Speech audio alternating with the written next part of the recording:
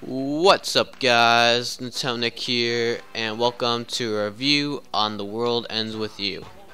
Now, this game came out on the DS back in, I think, 2008, and it's an RPG made by Square Enix, and it's a great game. I've recently played it because I heard many great things about it, and that on many top 10 DS lists, it was rated #1.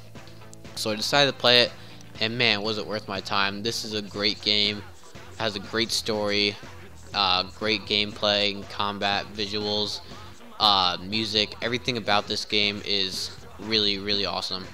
But yeah, so this game was made by Square Enix. Probably one of my favorite Square Enix games, to be honest. Has probably one of the best stories ever.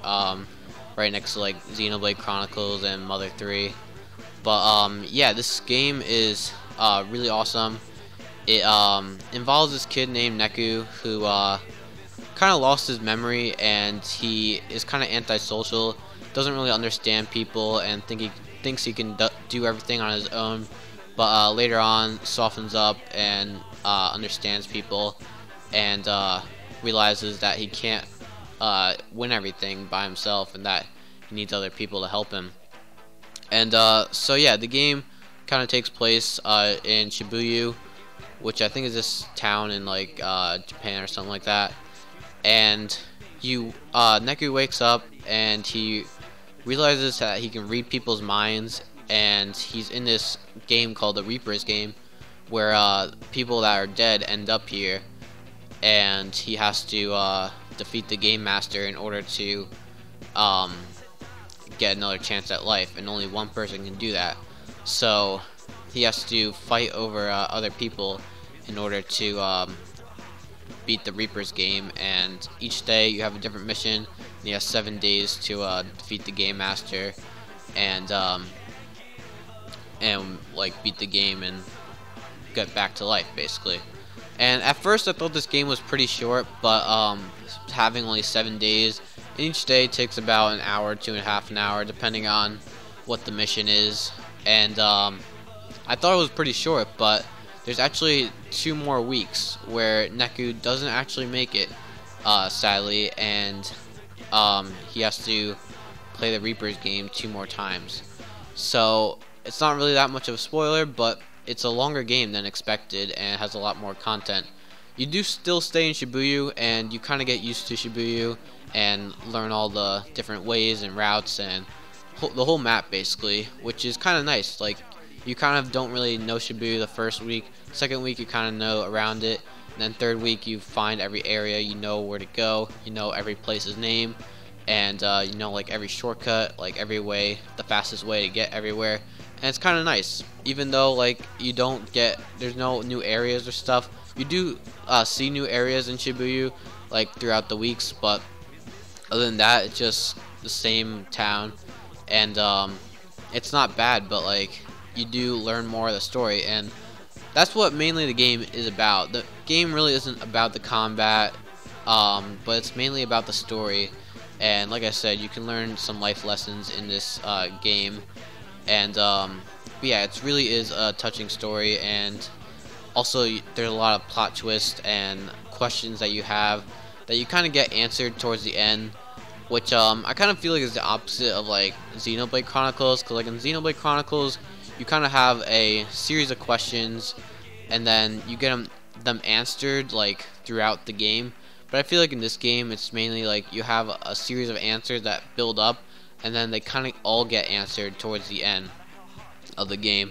I mean, some of them do get answered throughout the game, but I feel like most of them get answered at the end of the game, which I don't know, I kind of like, I kind of don't like.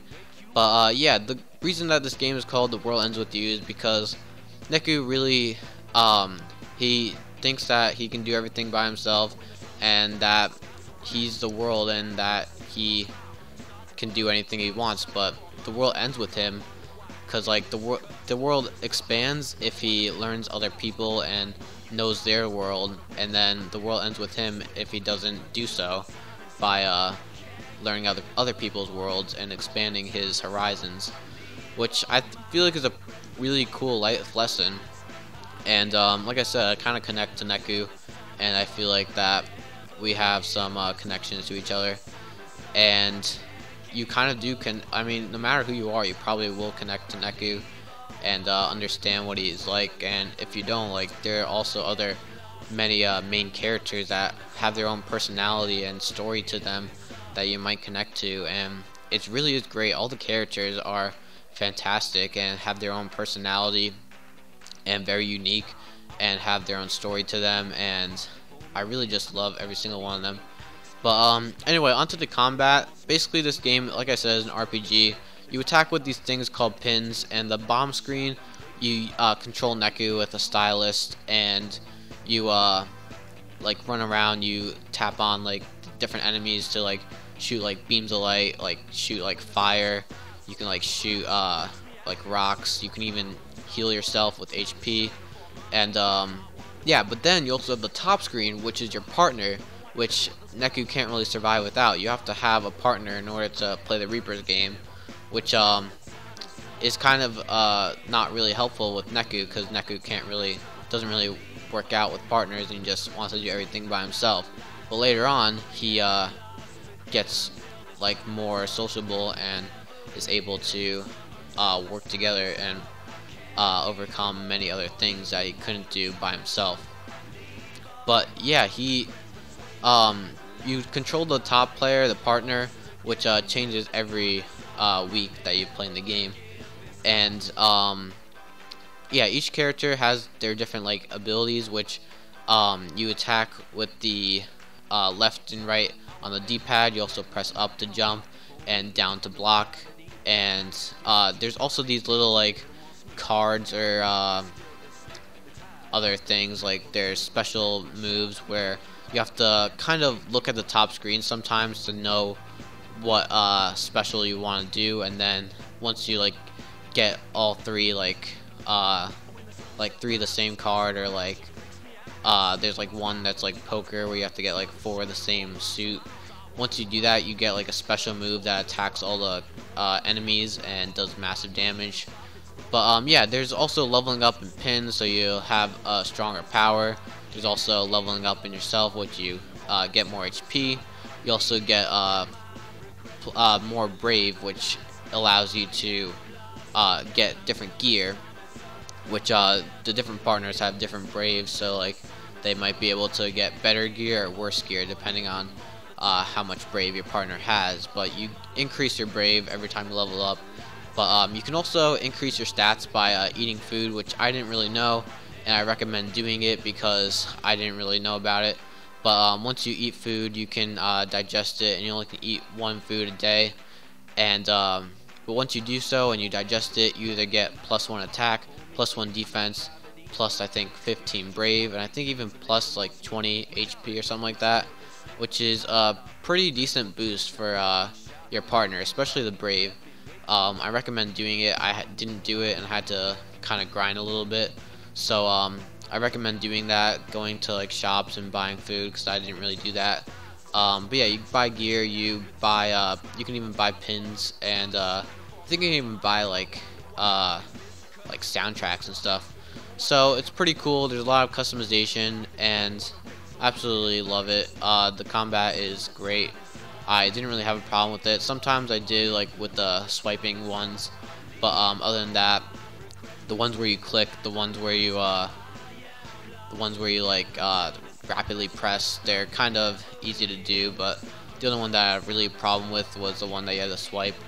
But other than that, because like sometimes like if you swipe like near Neku, he would like dash instead, and it would be kind of annoying. But other than that, all the pins I felt like were pretty good, and I definitely could use them.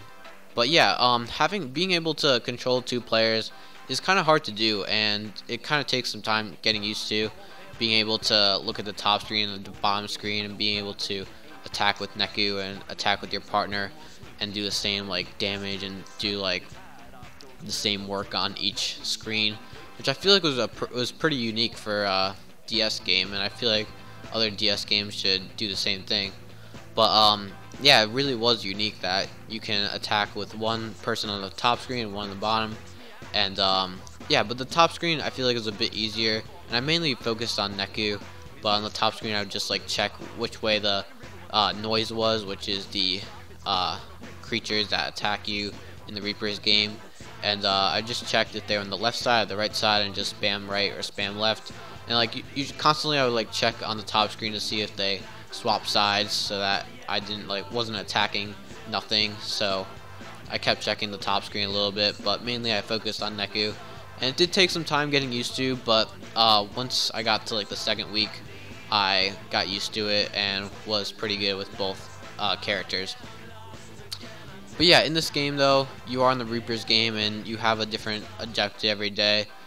Each day usually takes about half an hour to an hour to complete, and like I said, I thought it was pretty short, but it actually got pretty long. And the story itself, there is a lot of plot twists, like I said, and but yeah, the music of this game is also really good. Almost every track is really like different and really great. And it's not always the same. Like the battle music always changes. The Shibuya, like where you're like walking around and stuff, it always changes. Like whenever you exit out, or like whenever you enter a battle and like exit out again, it would be a different song, which I felt like was pretty cool. So you don't get like sick of the same song playing over and over again. And like I said, the songs for the battle music and the main map and the main world is pretty good, and I absolutely love some of the songs in this game, and I constantly listen to them, to be honest. But yeah, other than that though, there really isn't much to talk about. It is a great game, has a great story with some life lessons, different partners, a longer game than expected, a lot of different plot twists, and a lot of different like story elements and questions that you have that usually get answered towards the end. And yeah, Neku's each character had their own like entry fee, and Neku's was losing his memory, so he didn't know who actually killed him, which is another mystery that you only find out towards the end, which is really cool. And also towards the end, the ending is so good, because like it really does show the meaning of this game being trust your partner, and it really is great. But yeah, like I said, music is great, the gameplay, the RPG is great. The only thing that I really didn't like was, instead of getting money, you got pins, which were money, and that in order to exchange it, you had to go to the menu, you had to like throw them out, and then you got money for that. But you don't get money physically, you get pin money, and then you have to transfer it to money, which was a kind of annoying process. But really there was nothing else that was bothering me in this game, and if I had to rate it, I'd probably rate it a 9.5 out of 10. It was that good of an RPG, and I recommend it. So anyway, thank you guys all for watching. Make sure to like, comment, subscribe, and stay tuned for more reviews right here on Town Deck. Bye.